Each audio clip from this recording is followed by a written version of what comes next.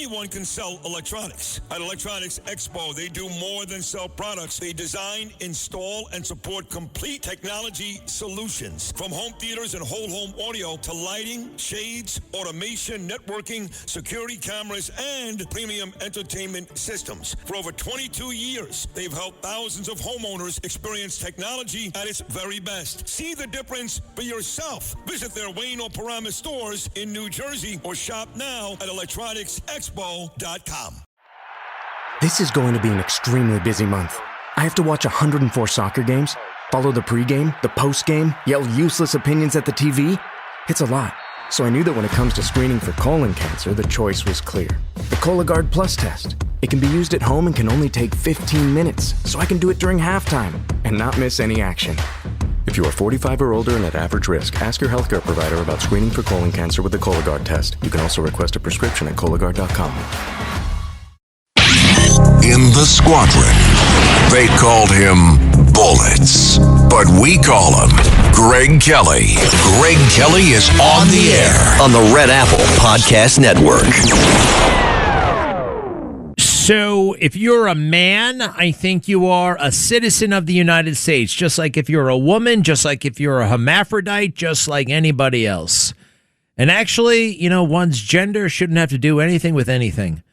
The way Jake Tapper kissed this accuser's ass, it's not just Jake Tapper. I'm talking about the accuser of Graham Plattner, who's you know what? I'm done calling that guy a scumbag, even if he is. You know why, though? All right, I can't tell you. For months, I've been saying, okay, the guy with the Nazi tattoo can't be a senator. But now I find myself saying it because, hey, just so you know, I don't support this guy, right? I don't support this guy because I got to really establish that because I'm about to rip apart his accuser. So do me a favor. I'm giving myself permission, right? I'm trying to curry favor I'm trying to preemptively shut down my critics, right? And I even tweeted this. I said, and it's true, by the way, but I don't think I should be emphasizing it because it doesn't really matter. I said, I think this guy's a scumbag and I would never vote for him, but forget the preamble. Any American citizen deserves due process. And you can't have some crazy lady from 5 years ago coming out, no cross-examination, no evidence, and it derails 150,000 voters in Maine or anywhere else. I don't want to live in a country like that, although I'm not leaving. I mean, I just don't. I don't think our culture should be like that. I had a very tough time when Kavanaugh was going through that thing. I really did because they started the whole day with how great Kavanaugh was, and to his good for him. He talked about all the schools he went to. He talked about all the sensitive jobs he had. And then he went on and on and on about all of the female friends he had and how all of his ex-girlfriends remained friends with him. Okay, that's nice. That's not my experience. I mean, and everybody loved this guy. His the clerks, the judge, his associates, his interns, his this, his that, everybody, right? He went to Yale, he went to Harvard, he went to Oxford, then he went back to Yale, and then he got an appointment from President Bush, and then President other Bush, and just all these things, and he kept pointing to that stuff. Now, I can't point to all that crap. I didn't do any of that stuff. I had other interests. I wanted to join the military. I wanted to fly jets, and like in Top Gun, we worked hard, we flew hard, but we played hard too. And there are some, it wasn't all, do I have to say it? I don't want to say it. But a regular person here, all right, with strengths and weaknesses. I don't commit crimes. Never, ever, ever. But, I'm just not a Boy Scout. Well, I was a Boy Scout. You know what I mean, right? So I want to show you something. People in America, you have to be a citizen. And if you get to be an elected official, that's great. A member of Congress, a senator. Why do so many people insist on hiding because of the optics? Well, a man can't be seen questioning a woman. Why is that, huh? Kavanaugh there he is, fighting for his life on forget the Supreme Court. He was just fighting for his reputation. And the Republicans were very, very weak. The only guy who was really strong was President Trump. But the Republicans on that Judiciary Committee, they were pretty much lame, and they were scared. They were scared. I tell you what, Lindsey Graham did a pretty good job. I actually reevaluated him that day. He was pretty impressive. But instead of asking the tough questions themselves, because they didn't want to look like Joe Biden did with Anita Hill. That was the big lesson, right? You don't want to be aggressive with a woman. Oh, my gosh, you can't do that. Why? Are women different? What century are we living in? People can handle, right? I'm not even supposed to notice what they are. Who knows how they identify? They, she. I'm not going to even say the she. Who am I to assume what the damn pronouns are? You see, the stupid game you erected, I could play that too. We could play that too. So they bring in this lady who's like a very fine, responsible woman. She's a sex crimes prosecutor from Maricopa County, Arizona. And they bring her in to ask the sensitive questions of Christine Blasey Ford because, I mean, they can't have Chuck Grassley do it. Why not? I don't know. You ready there, Carlos? I think it's very interesting. Watch what happened. Hi. We haven't met. My name is Rachel Mitchell. Nice to meet you. I just wanted to tell you the first thing that struck me from your statement this morning was that you were terrified. And I just wanted to let you know I'm very sorry. That's not right.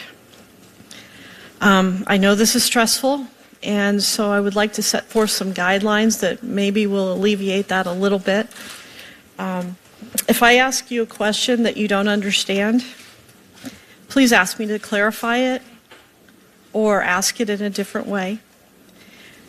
When I ask questions, sometimes I'll refer back to other information you provided. Even the woman, you see it? It's like she's talking to a kid in nursery school. Talking to a kid in nursery school.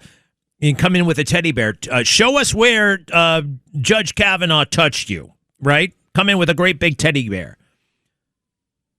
I mean, it's the infantilization of women. Oh, these women, they can't handle it. Oh, they're women, damsels in distress. Didn't we go through a few movements to eradicate all that crap? Right? This I'm told it was, okay, they're not the lesser sex. They're not the weaker sex, right? Co-equals, baby. Co-equals. But no, they treat her like she's a little baby from St. Mark's Nursery School. Keep going. Did it wrong? Please correct me. Okay. I'm not going to ask you to guess. I know it was a long time ago. If you do estimate, please let me know that you're estimating, okay? Fair. We've put before you, and I'm sure you have copies of them anyway, 5 pieces of information, and I wanted to go over them. The first is a screenshot of a WhatsApp texting between you and somebody at the Washington Post. Mm-hmm. Do you have that in front of you? Yes. The first 2 texts were sent by you on July 6th. Is that correct? Correct. And then the last one sent by you was on July 10th? Correct. Okay. Are those 3 comments accurate? I will read them, yes. Take your time.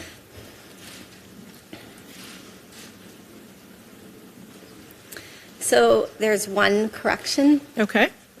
I've misused the word bystander as an adjective. Okay.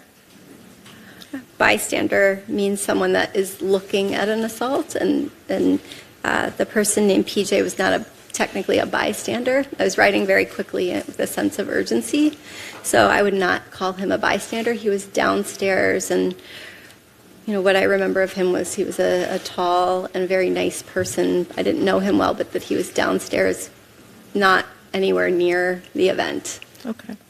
Thank you. So I'd like to take that word out if it's possible. Okay. Thank you for clarifying that. The second is the letter that you wrote to Senator Feinstein dated the July 30th of this year. Yes. Did you write the letter yourself? I did. And since it's dated July 30th, did you write it on that date? I believe so. It sounds right. I was in Rehoboth, Delaware at the time. I could look into my. Is calendar Christine and figure Blasey that out. Ford 8 years old? Just Was listen it to written her. on or about that date? Yes. Why are yes. they treating her like I a child? traveled, I think the 26th of July to Rehoboth, Delaware. So that makes sense. All right, because I stop. read Stop. This is like nobody cuts. A man's life and reputation is on the line here. All right. What the hell happened? That is so illustrative, right? There are 18 men on that panel, and not one of them is brave enough to ask this crazy person a question because they're afraid of looking too tough or whatever. Oh, gosh, no, I don't want to look like that. You can't be like that. No, no, no. Here's something even more suspicious. Graham Plattner had a political team. One looks like she's in fourth grade, and the other just might have autism. There's definitely something. He's on the spectrum. And, sometimes when you're on the spectrum, that can be an amazing gift.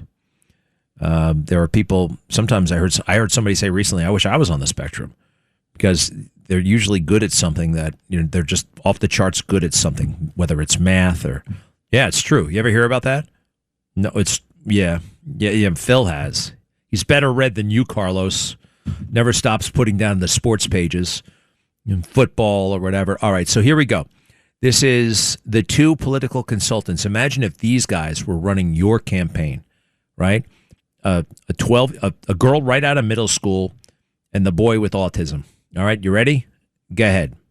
At this point, you hadn't vetted Graham Plattner. You hadn't done a full scrub of who he is. How did you go about vetting him? And why did you? We paid a nice firm a whole chunk of money and got some stuff back. Some of what you've seen on the news we got back. Other stuff we didn't. Did the vetting process turn up the tattoo that became so controversial? No. The Reddit posts, did that turn up in the vetting process?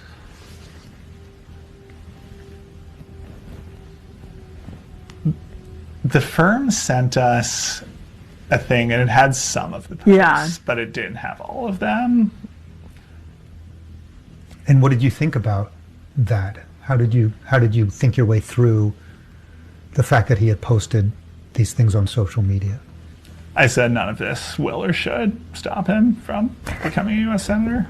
And what was your thinking there? Agree. I think if what the voters wanted were people who were grown in vats and had never done or said anything that they might regret their entire lives, we'd have a very different country. Part of our thesis here is that people do not want their candidates grown in vats. Stop. Doesn't he? I think he's got that same issue that Robert F. Kennedy has. Could be that, right? Could be an early version of that. There's something totally wrong. So this is the political campaign manager of Graham Plattner, and this is when they're actually trying to help the guy, but obviously his own team has already turned on him. Keep going. Who are real human beings, and they want people who do not look and sound like the background people who've been leading this country off a cliff for the last century, and that was Graham. Just days after this interview, more details about Plattner's past emerged. Yeah. I want to know more about that guy. You got to clear up his voice for us. Hey, do me a favor, stop everything. It's time to go back to the Provo, Utah courthouse, where they're having this preliminary hearing into the assassination of my friend, the late, great Charlie Kirk. Please resume. Any moment now. Robinson spent the night in the apartment with his boyfriend on September 9th, the eve of the assassination. That this is going toward perhaps religion, and that the enhancement, and let me just read that from the information, victim targeting enhancement in violation of Utah Code annotated 76-3-203.14 sub 2. Tyler James Robinson intentionally selected Charlie Kirk because Tyler James Robinson's belief or perception regarding Charlie Kirk's political expression, and that was also noted as an enhancement for count 2 and count 7. The court is not going to engage, it can weigh how this is applied, but it finds it relevant How it relates to the enhancement is for the court to weigh as it looks at the bind-over decision and is not engaging in that decision-making today, but finds that it is relevant, it is admissible to the court, and is publishable to the gallery as well as to the public. And so if the state wishes You guys know what the publish- hell's going on here? Boy, oh boy, courtroom stuff can be very, very boring.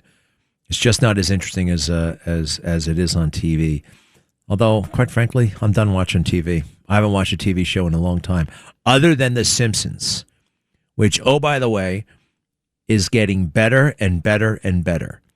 I have Disney Plus, so I have access to every single Simpsons, and they have 2 that are on right now. The extreme makeover of Homer, and Simsley, this whole wild thing where they go to Italy and it's in black and white, the whole cartoon.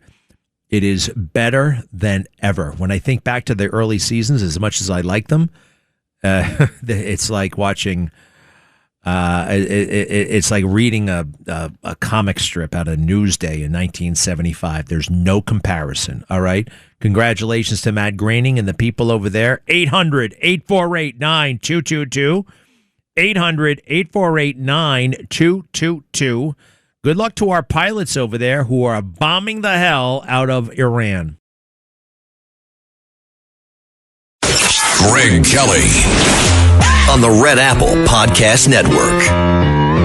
Have you heard about this beautiful woman, an American, a New Yorker? Her name was Jamie Carney.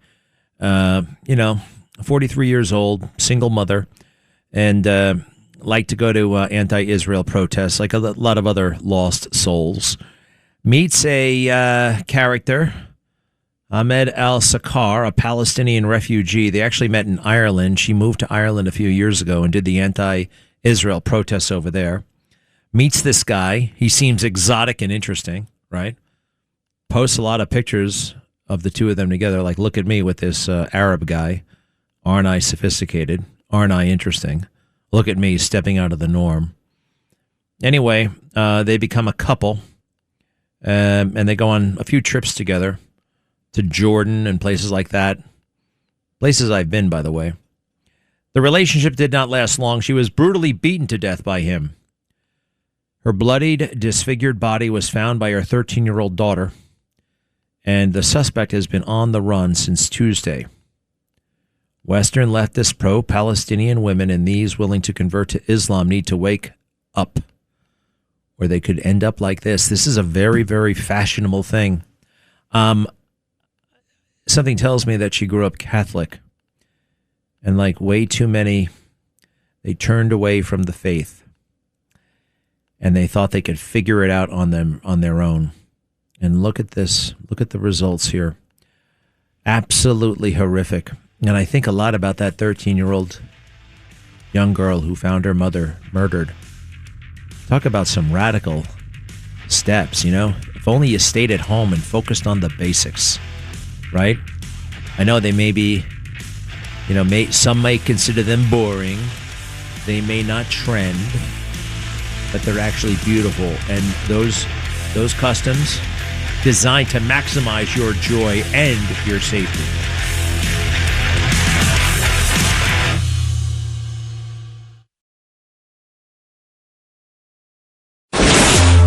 Greg Kelly, entertaining and informative on the Red Apple Podcast Network. And we are back. This is my new favorite dude in the world. This pastor from some big church out there in, I think it's that mega church. Remember where the big glass and the doors would open and close? I think it was in Southern California. There have been some great pastors that I've really liked. I like Joel Osteen, of course. Charles Stanley, he's great. This guy, I don't have his name, but man, is he laying down some stuff. And quite frankly, he's not dwelling on the biblical here. He's going off on a little bit of a political tangent. But, you got to get political, right? It's okay to be political. Political is not a bad word. So here we go. Do you recognize this dude? Whoever the hell it is, I want him to run for Congress, the Senate, something. Go ahead. If you can get arrested for hunting and fishing without a license, but you can enter this country and remain in this country illegally, you got a country run by idiots.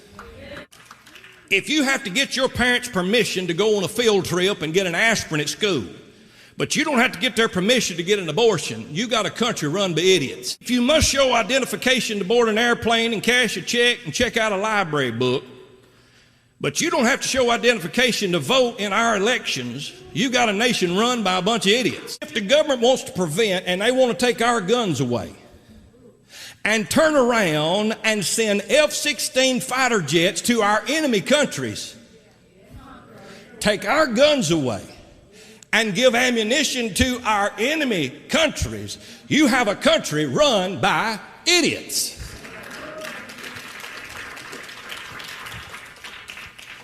In the nation's largest city, New York City, you can buy 2 16-ounce Cokes, but you can't buy 1 24-ounce Coke, because 24 ounces of a sugary Coke will make you fat. But you can buy 2 16 ounces. You got a country and a city run by some idiots. If your government believes the best way to eradicate trillions of dollars in debt is to spend more trillions of dollars in debt, you got a country run by idiots. So this is the video that we just watched, and we all know that he's making a lot of common sense, but one thing that we should see if we really are split down the middle is opposition to this. There should be people in the comments that are saying, no, this is wrong. All right, stop. This is the larger thing that he's some what do you call him? A curator of content. We used to have movies and TV shows. Now we have content. I can live with it. It's an interesting moment. The culture is kind of firing on all cylinders and going in a million different directions. It is very, very confusing, and I feel like it's very alienating to young people. I have just started to notice there are some young people, I'm talking about 20-somethings, some who are very, very verbal, impressively verbal, very articulate, very eloquent, very smart, but they're outnumbered by the monosyllabic, won't talk unless spoken to, and just don't really know how to conduct themselves and how to make their way through the world. Yes, Ruth, how are you? I'm calling because I just wanted to mention something about how Trump thinks he's making arrangements with the Iranians and everything is hunky-dory, and then they turn around and go completely against what the purpose was. They'll start bombing again. I used to live in an Arab country, and let me tell you, the culture is very, very different. I lived in Saudi Arabia. My husband worked for Aramco, Arabian American Oil Company.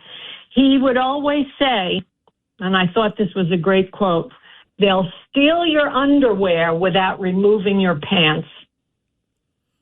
Okay. What are we supposed to do with that now? I think it's true. Yeah, all right. Well, it's not, I mean, they're not stealing my underwear. I've spent a lot of time in the Middle East myself. I actually, you could say I lived over there for a chunk of time. Kuwait, the UAE, Bahrain, where the hell else was I? Jordan. Lots of bugs in Jordan, at least out in the desert. Amman was very, very nice. So, okay, yeah, I keep hearing this about the Iranians. There are some Iranians who are very sophisticated and secular, as you know, as well. Even people like that in Mosque, in Saudi and the rest. So what do you want us to do? Nothing. I just thought I would share that with you. Well, I mean, I just got to tell you, I've been hearing similar things, and I keep hearing this, and it's become a cliche. The only thing that they understand is force. The only thing that they understand is force. And that we have to speak their language, and we have to do this, and we have to do that, and they don't understand everything they say in private is a lie, but everything they say in public is true. I'm not going to bend over backwards and contort, our culture to meet theirs. Did you say Trump has been saying that everything is hunky-dory? Is that the phrase you used, hunky-dory? Well, you get what I mean, that, they came to an agreement. Well, no, I mean, this is what he said when they came to the agreement, all right? People forget this part. He didn't say everything's hunky-dory and everything's going to be great and we won already. This is June 17th. This is right when that memorandum thing got finalized. You ready? Listen to this closely, Ruth. Cut 1, June 17th, last month. Go ahead. We'll be giving this out so you can read it and you can see. And it's a memorandum of understanding. If it doesn't get done in 60 days, it's all right. We go back to bombing. You know, I don't want to do that because it's so good. But we might have to because we're never going to let them have a nuclear weapon. So that's not exactly saying everything's hunky-dory and we did this thing. They started shooting ships, so we're pounding them hard. I want this thing to end. You know what I mean? I want it to end. I want it to end. We have denuclearized them. So what do you want? What do you want, Ruth? Seriously, what do you want to happen? Well, let me ask you, how do Now, you wait, want whoa. I'm the guy. You called me. I'm asking you now. You said your point. Now I'm going to ask you. What do you want? What do you think should happen now? We're just going to keep bombing them? You know, we only have so many of these stupid bombs. We only have so many of these damn things. We got other responsibilities. I know where all of their nuclear dust is. We know where all of the enriched uranium is. It's under constant surveillance. I'm starting to give a damn about the Strait of Hormuz also. That's not why we went over there. We went over there to denuclearize it. It's been denuclearized. They have no more nukes. So what the hell are we supposed to do? A good question. If they have no more nukes, then why are we constantly feeling that we have to go in a little deeper? Well, no, that's you. That's you. You want this, don't you? Right, Ruth? You want this. Am I right? Yes, you're right. You know that there's extraordinary pressure, not that President Trump is giving into the pressure, right? Look, I'd prefer it if they don't shoot the damn ships. But at the end of the day, those ships ain't my problem. I worry about America. Some folks in Israel want I don't know. Do they want Iran pulverized? Do they want everybody dead over there? I know there was a lot of frustration when President Trump came up with this MOU, right? Oh, we got to finish the job. What does that look like, finishing the job? What does it look like? He say it looks like. What? No, I'm asking you. What does it look like? What do you want? To denuclearize. Well, we already have. And now we're sucked into all this crap about the security. And you know what? My friend Blaine Holt is right. That's Lloyds of London and NATO trying to screw us over. All right? And trying to make America look bad when we have achieved the ultimate. All right? I don't care about going in and getting that nuclear dust. If it's under the mountain and it's inaccessible, that's good enough for me. But apparently it's not good enough for you, Ruth, and I know exactly where you're coming from, and I don't like it, to be honest, Ruth. I don't like it. Enough is enough. Glenn, how are you? I can't believe I'm saying this, but how are we paying the Taliban in Afghanistan $40 million a week to the fallen soldiers in Afghanistan? And the Congress passed it, and the Senate didn't even put it on the table yet. And they're on vacation, and they're going to have an August recess. You know, I don't know what you're talking about, to be honest. I don't know what you're talking about. I don't know. You guys who follow this legislative, every little thing, and this is that, and where it is now in the passage. Then I finally get the gosh damn thing, and I look at it, and most of the time, it's not what people are telling me it is. You know, I don't know. You want to give me the 30-second thing on what it is? Yeah, we've been paying them for years since they pulled out of Afghanistan, and we're still paying the fallen soldiers' families $40 million a week. Well, wait a second. What fallen soldiers' families? The Afghanistan Taliban soldiers were paying their families $40 million a week. $40 million a week? You sure you got your numbers right? Yes, I've been researching this for a while. So that's almost $250 million a month. You sure about that? You really sure about that? I have a feeling it's a little bit more. I'm going to look into it myself. I appreciate it, Glenn. I'm sorry. But I'm getting a little bit, there's a lot of folks out there. You know what they call it? Rage bait. They call it clickbait. I don't do that. I want the full context. And sometimes if you have the full context, it may make you madder. It may make you, Wasn't such a big deal after all. Okay, stop everything. It's Barbara's turn. Hello, Barbara. Hi, Greg. How are you? Good. Good. Actually, good. not so good. I'm getting a little bit fed up, but that's okay. What is it? How can I help? Oh dear. Well, you know what? That can happen. But you know what? You've been talking all week about sitting and reading the Bible, and I hope you'll find more time to do that because that will help you. I know because it has helped me recently.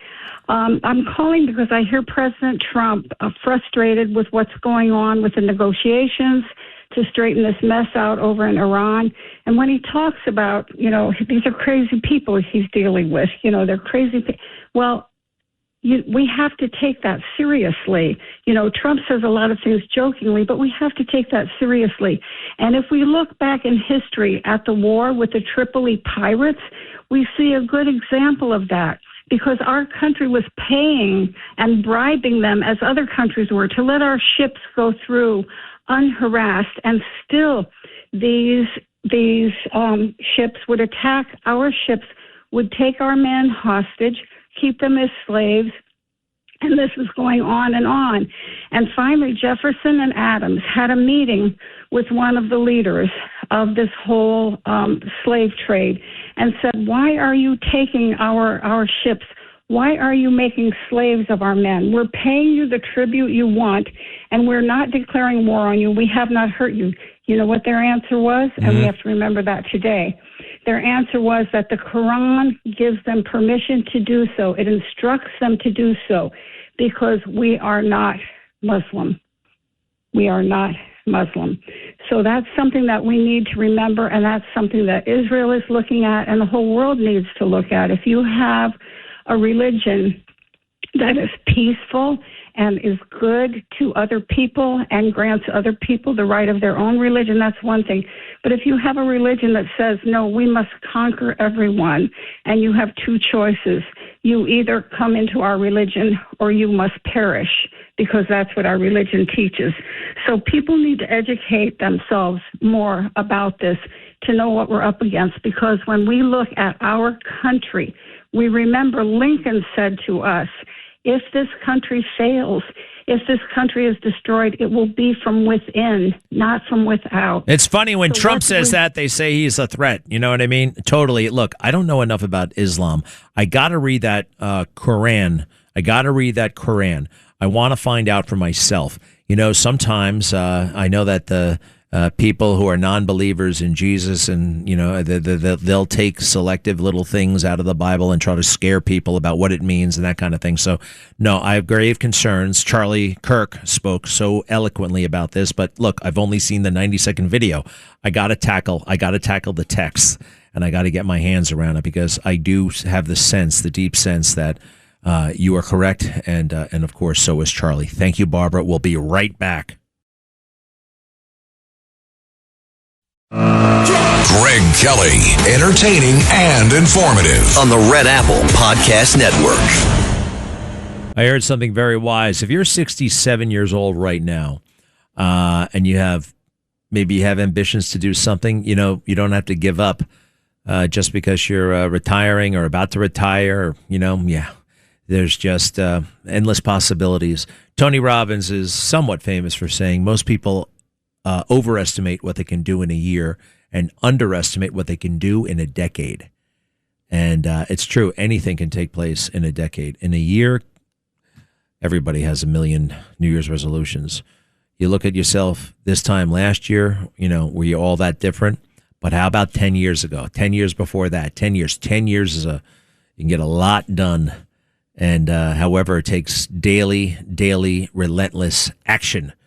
I actually love Tony Robbins. I really do. And unlike a lot of these self-help guys, he talks an awful lot about God and Jesus. All right. And this is another dude. I do scroll this stuff, and I try to not scroll the nonsense. I don't want Kardashian crap or anything like that. But I like people who have insight about getting in shape, and also people who have insight about financial, right? Becoming better financially. And this one dude, he's kind of an old school kind of guy. I don't know, but I think he's onto something. You ready, Carlos? This is like 5 ways to make what they call passive income, and that's the best kind. where you don't have to really work all that much. It's recurring. It's recurring. It's recurring. You make money in your sleep. Doesn't mean it doesn't take work. It takes work to set up, but then it's kind of automatic. Go ahead. 5 businesses you could buy with 0 industry experience that would print money tomorrow. Number 1, laundromats. 0 skill required. All you need is card readers and software to do the work. Number 2, self-storage. This business runs itself. You could manage 200 units from a cell phone. Number 3, the express tunnel car wash. The machinery does the work. The membership software does all the building. Number 4, vending machines. All you got to do is restock, collect your cash, and just repeat. Nothing to learn. Number 5, ATMs. The machines literally do everything. You're just a glorified armored car delivery service. There is 0 experience required. Stop using your background as an excuse not to make money. Well, thank you, sir. I'm intrigued by everything on that list except vending machines. I'm told that I thought that vending machines, the mob kind of had a corner on vending machines. Isn't that true? Vending machines, laundromats, car washes, ATMs, all of it seems very. Oh, and self-storage. Look, there's all kinds of work, but you know what? What the hell? I could be the sausage king of Chicago 10 years from now if I really want. Ted, hello. How are you? What is it? Yeah, good. Hi, good afternoon. If you really want a perspective on the LGBTQ movement, I recommend looking up on YouTube the testimony of Rosaria Butterfield. She was a leader of the movement back in the 1990s up in Syracuse. Okay. And she converted to Christ. Is she still gay? No, she's married. Oh, to a man? To a pastor in North Carolina. Huh. All right. Rosaria Butterfield. I'm intrigued. Thank you very much, sir. Rosaria, I'll check it out. Tom, how are you? I'm good, Kelly, Mr. Kelly. 2 things. Mom, who raised 3 boys, when asked, what do you do if some girl's mother accuses your child of rape? And her answer is, a woman with a skirt up runs faster than a man with his pants down, which is kind of funny. But the other thing I wanted to say, if I can slip this in, when they were firing missiles into Israel and they were shooting rockets from a backyard of a school, that school becomes a military target. Well, isn't this the same thing, but on a much larger scale with Iran? When they say we don't want to destroy the infrastructure, they're hiding behind tens of millions. What do they have, 80 million people in Iran? They're hiding behind them, and people say, oh, you're going to knock out their power and knock out their this and their that.